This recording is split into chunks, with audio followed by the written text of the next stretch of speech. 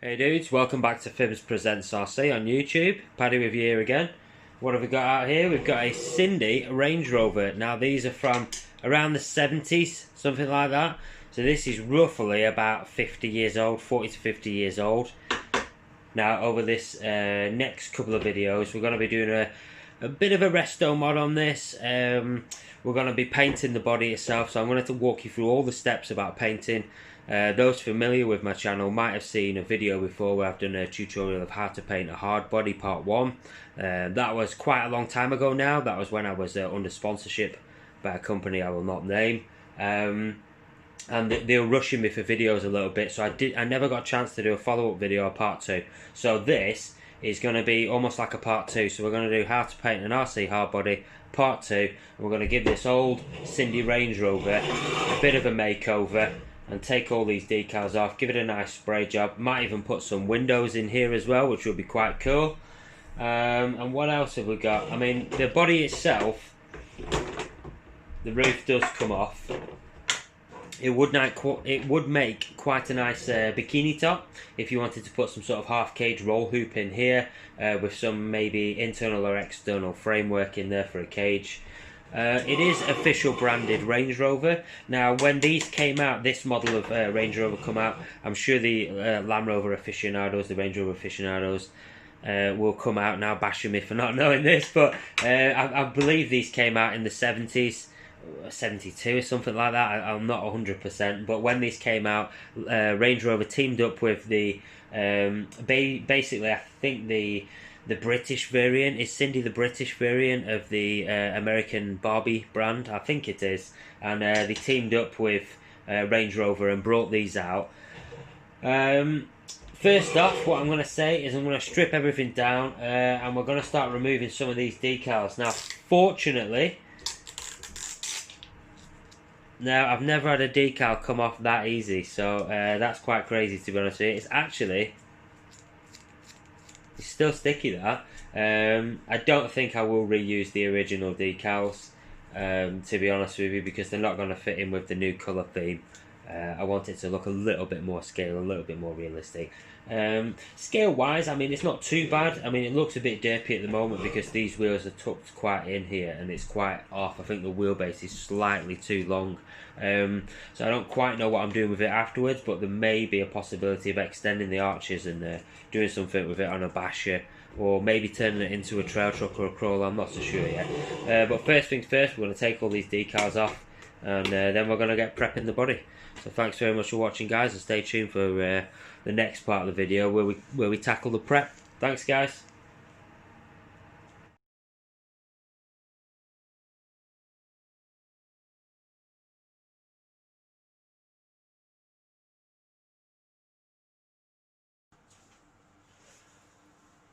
Right guys, so you've removed your decals from your body. I sincerely hope they were as easy for you as they were for me to remove. I very much doubt that because they never usually are for me. But good luck with that anyway. We've been quite fortunate here, as you saw in the hyperlapse. They came off quite easily. So that's a bit of good luck for us, a bit of good fortune. Now, after you've removed your decals, you'll be wanting to move on to keying.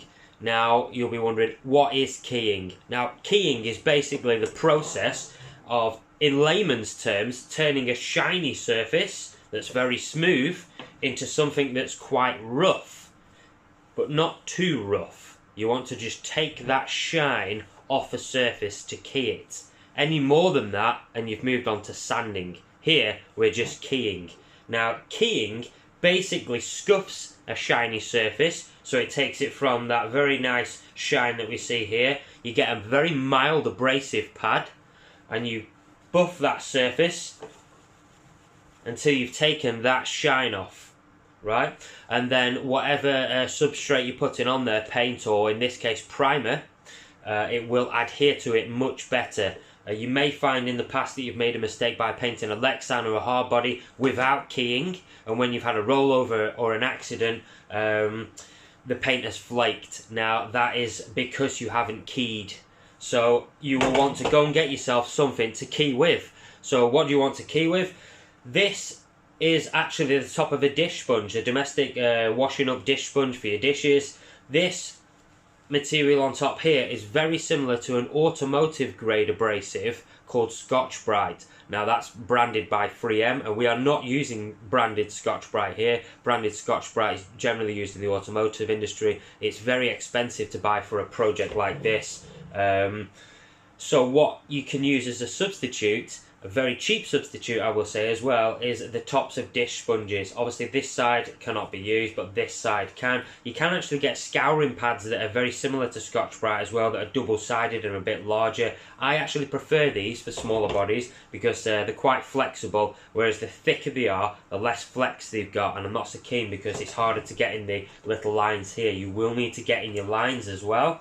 So basically, if I show you this, I don't know whether you can see there from your angle. I'm assuming you probably can. There's a shine. There you go. I can see it. You can see it on the front now. I can see the screen. So that shine there, we want to remove that shine. So if I just show you here quickly. I'm going to get your nail in there as well and get all up in that swage line, yeah? Here, underneath, there's an indentation where the body indents and has an elevated line here. So you will want to get in. Otherwise, your paint could be hydrophobic in that slight bit here, and you might get a run where there's no paint underneath because it won't adhere to the substrate properly. We are in this instance we're going to be using primer and not spray paint after we've keyed. So for now we don't need to worry about flatting. That will come later.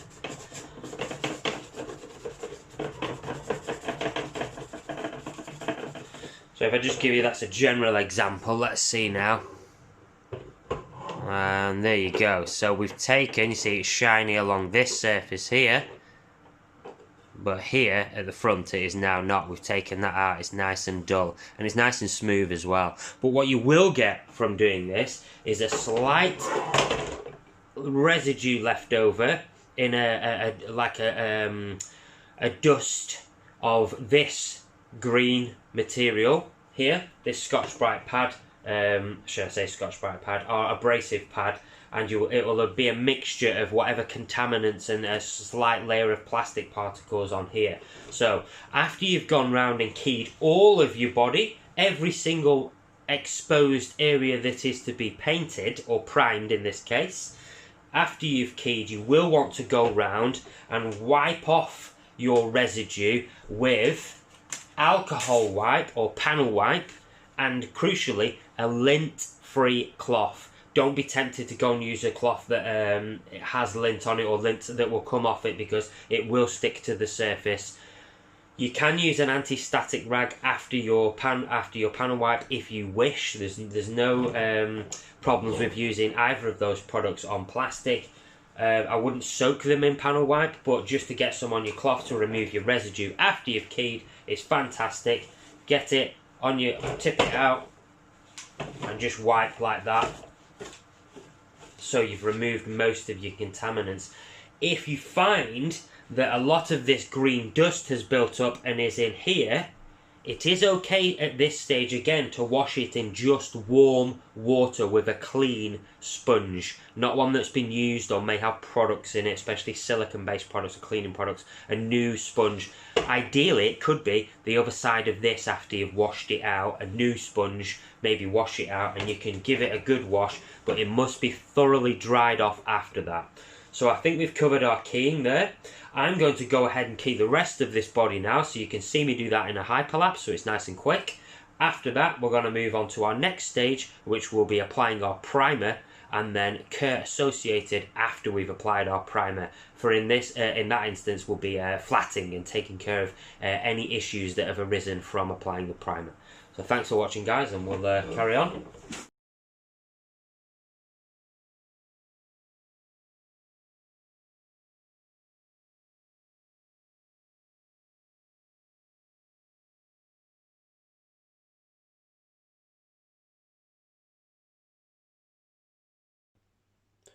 Right dudes, welcome back. You finish your keying now, so you'll be wanting to move on to your primer. Now for this body, I am using just a bog standard cheapo primer. I do use this brand a lot. I know it gets good results. It's not a high build primer, as I don't need a high build primer for this job.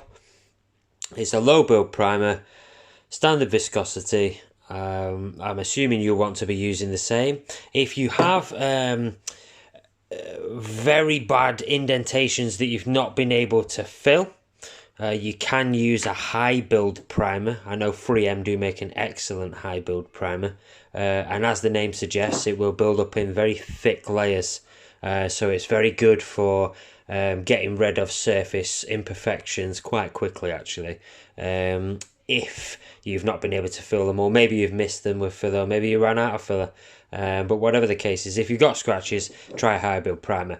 For this one, we're going to be using a normal primer, so I'm not actually going to film it being primed. If you want to see a body being primed as well, I will film it being painted, but for this instance, it's just hit night time here. The days are very short, and we're clashing with work and stuff like that. I don't think I'm going to get time to do the priming and show you the priming, but we're going to cover the basic premise now. So just like in my part 1 of how to paint hard body videos, which is linked in the description, this being part 2 of how to paint hardbody, we covered painting techniques. So basically, you want to keep your paint at room temperature-ish, so you're talking 18 to 21 degrees, yeah? You don't want it any colder than that, and you don't want it any warmer than that, right? You want to keep your body normal room temperature, which will be quite cool anyway.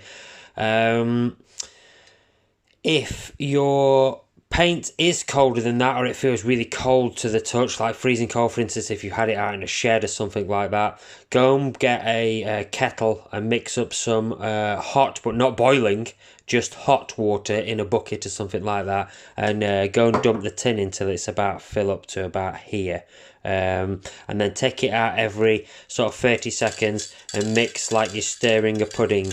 That's something else that we cleared, that we covered in the other video of part 1 of how to paint a hard body, was we don't shake like that. We don't do that. That introduces air into the mix, and you're more chance of getting an uneven finish if you've got air in your can that's inside bubbling in the liquid mixture. So stir it like, make sure your tin's room temperature, stir it like you're stirring a pudding for a minute, and then you want to apply your coats in sweeps. But 2 crucial things, you see the way I'm moving here? I'm not doing this, I'm not arcing out on myself like this. You don't want to do that. If I just zoom out a little bit here, you can see a little bit better. I'm not arcing out like this. Yeah, I'm going side to side, and I'm keeping roughly an even distance away from the object, roughly at about sort of 10 centimeters away at all times. You don't want to go too close, don't want to go too far away.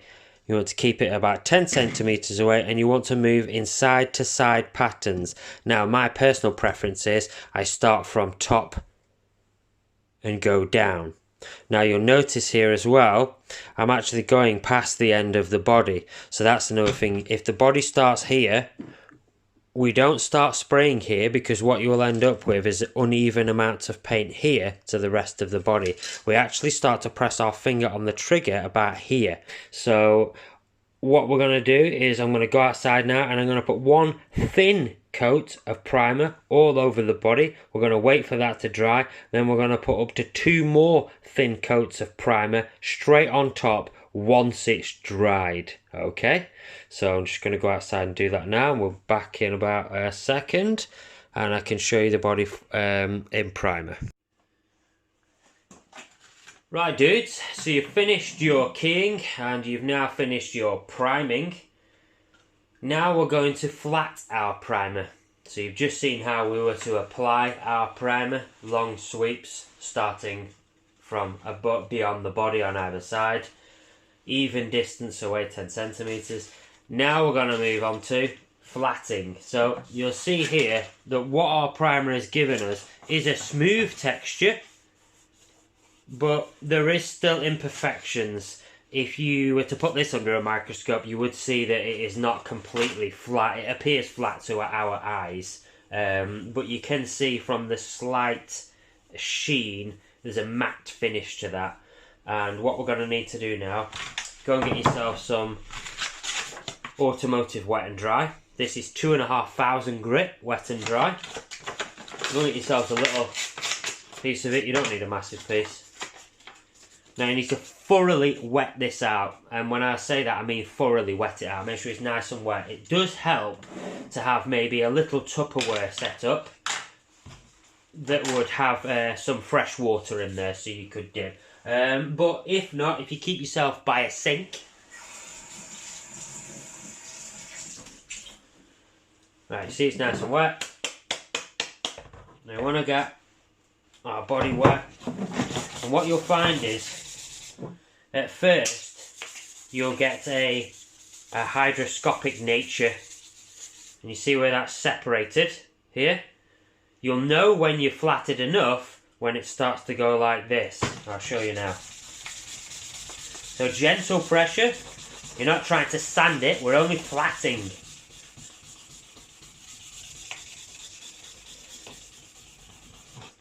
Don't forget to get your lines up here as well.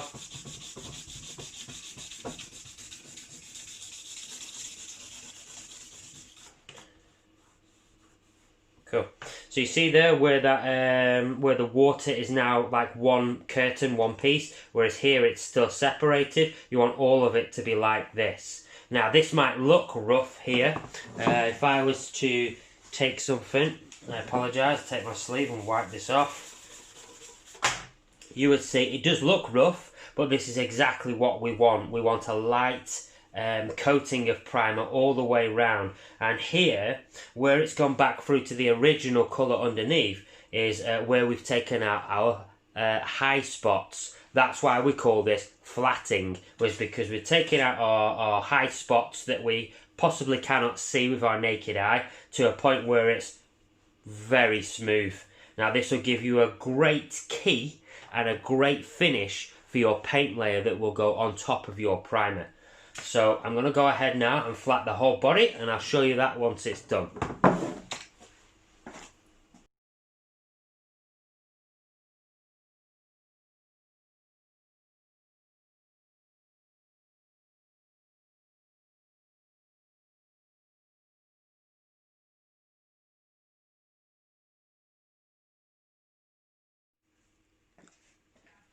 Right guys, despite me dropping that roof panel there, we're all done with our flatting. Now if you're really into your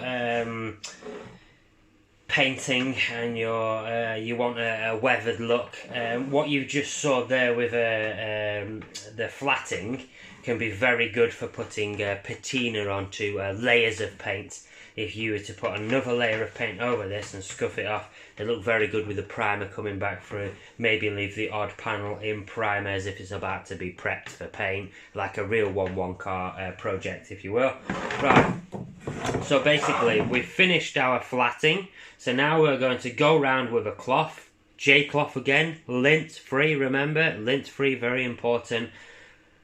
Now I will say at this stage, once you've wiped this body down, before you wipe it down probably, go and wash your hands. Now I've said this before in part 1 of how to paint a hard body. Grease and contamination from the dirt on your hands will affect this. So if I, for instance, went out at dinner time and had some greasy chips or a sausage roll or something like that, or a pasty, and I touched this body here, what you would find was if I didn't manage to get that grease back off, if I didn't spot it or I didn't know and I painted over the top, the paint would be hydrophobic around that area, and it would separate away and leave that area, which obviously will look pretty crap.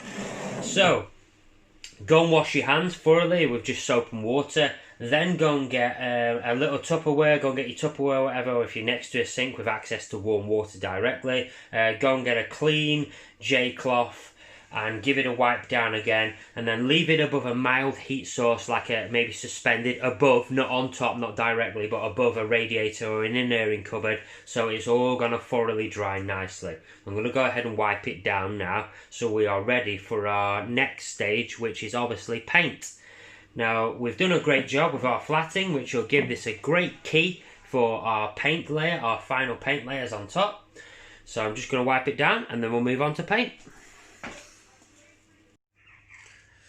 Right dudes, so you've moved on to your spray painting, so we're going to be painting this in a silver, just a bog standard silver. This is a cheapo tin. It is new and it is full. I advise you don't use your old tins up for the price of this stuff. This is about £2. Go and get yourself a new tin. Like I said before, bring your paint up just like your primer to room temperature. Don't shake, we stir like we're mixing a pudding or stirring a coffee. You do this for, this has already been done for me, but if you do this for about 30 seconds to a minute to release any sediment that's built up on the bottom here.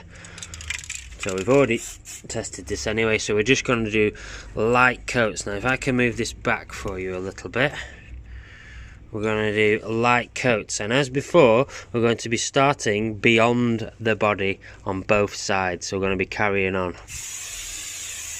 And this is just going to be a light coat to get some colour on at first. And you notice I'm holding it quite a distance away from the body itself.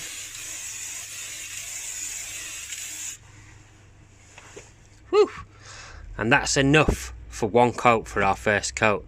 I know that doesn't seem like a lot, and you can still see areas of pink, but they're starting to be filled in, and you don't want to put too much paint on in one go. If you went and tried to rinse the whole tin in one go, what you're going to find is you're going to start to get runs pretty quickly. And although you can flat runs out again and stuff like that, it's not ideal really. You should just be doing it in 6 or 7 thin layers as opposed to one really thick one.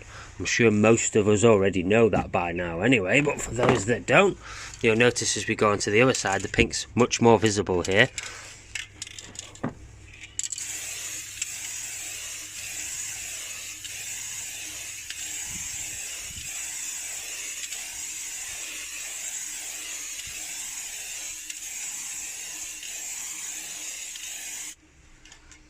And that's enough for our first coat on that side. Now you leave this to dry now for about an hour, and if you're going on for another really thin coat, you can go tack on tack.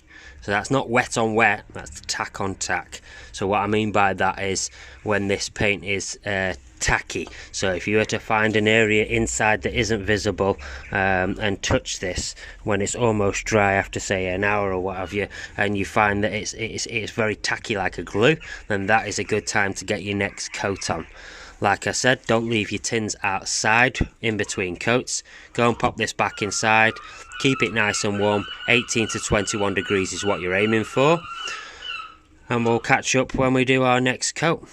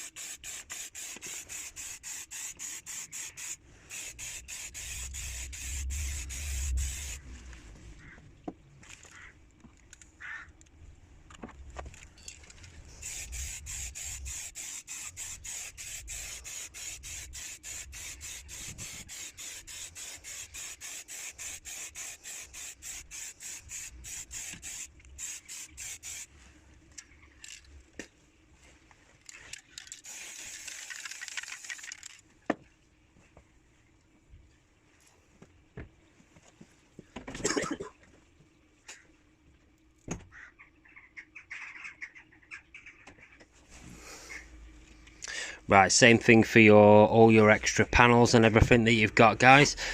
So like I said before, start from before the object and end after it. There's a little shape. Make sure you stop every minute or so and reshape your can.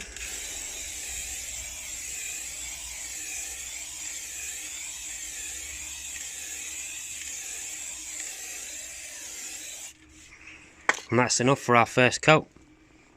It's as easy as that, guys. So here it is, guys. Finished article. This has had 3 coats of silver now on top.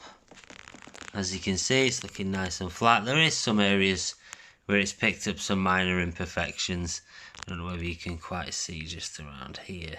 But that's a plastic defect, that. But overall, you know, it's not come out too bad. The irony of this being, actually, having just sized up my axles that are coming, my portal axles. I don't think this build is going to be a go for me using this body. Now I have got the ATK Hummer body, so what I think I'm going to do is just sail this on, unfortunately, even though I've been actually waiting about 2 months to get this body.